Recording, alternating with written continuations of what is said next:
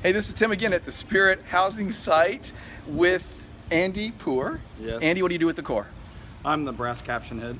And Andy has an illustrious career. You were a DCI judge, right? For how long? I was a judge for 18 years, and I served as the brass caption head, chief brass judge for 6 of those years. Wow, and now you're doing brass caption head. So what does that job entail here at Spirit? I'm responsible for the basically the educational program of the drum corps for the brass players. Work with a great team of guys.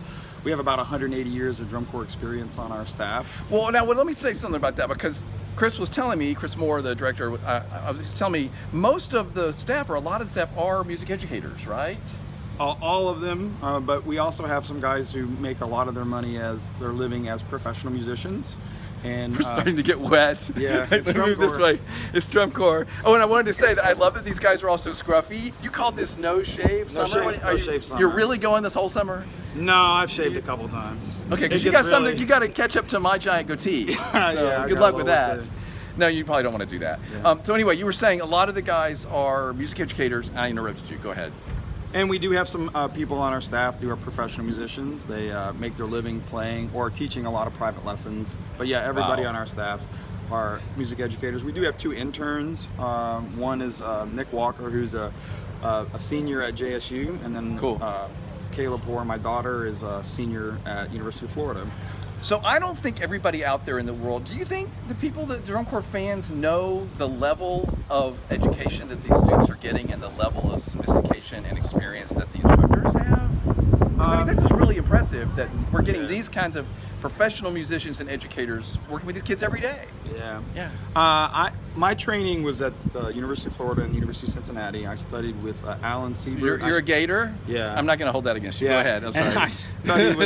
I studied with Alan Siebert. I also studied with John Rommel and Pat Harbison, William Adam. A lot of our brass staff are trained in the same school of thought as the Chikowitz and Chicago brass philosophy. So all our guys have advanced degrees. They're really highly trained musicians, and our pedagogy is really solid brass performance driven. We give all our performers a great diet of what they need to be better players when the season's over. So what's the mix? We're fairly early in the season. What's the mix of sort of technique, playing basic stuff you're still working on versus actually show time and music time? We're early in July still. So. We're on the road, so a show day like today, we only had about 3.5 hours. So there was about an hour of fundamentals, and then the rest was in rehearsal. In a typical move-in day or a full rehearsal day, we'll have a 3.5-hour brass block, and in that block, we'll actually do about an hour to an hour and a half of just straight fundamentals. Wow. Not just playing the horn, but pacing how to pace a practice session, and then also doing all of that on the move. So we learn the skill, and then we put it on the move, and we learn the skill, put it on the move, and that takes time to do the right number of repetitions and give them the proper recovery. Wow, fantastic. So about 40% of them, our block would be fundamentally driven. Wow. About 60% would be trying to get the show better. Yeah, which is understandable.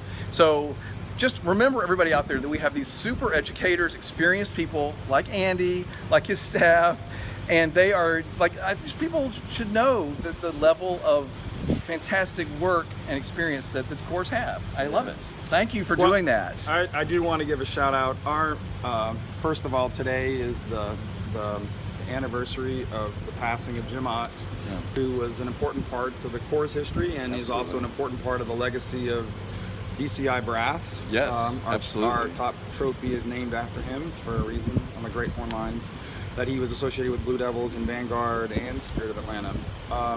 And then also I want to give Freddie Martin, who's back working with the corps some, right? He's been traveling a little bit? We're pretty much all Freddie's students. That's how we put our staff together. So it's essentially Freddie's core philosophy and approach and pedagogy that's driving our curriculum. And we are fortunate enough that he does come back and work with us pretty regularly. And he's in contact with us and giving us advice. And every time he shows up, we get a lot better real fast. So like the roots of the corps sort of making a comeback. I think it's really wonderful. I think that's why people are really excited about Spirit these days. One of the reasons. Yeah. And your great work, Andy. Thanks for all the time you give to the corps. We all appreciate it. Can't wait to see the show tonight. Yep. Good luck.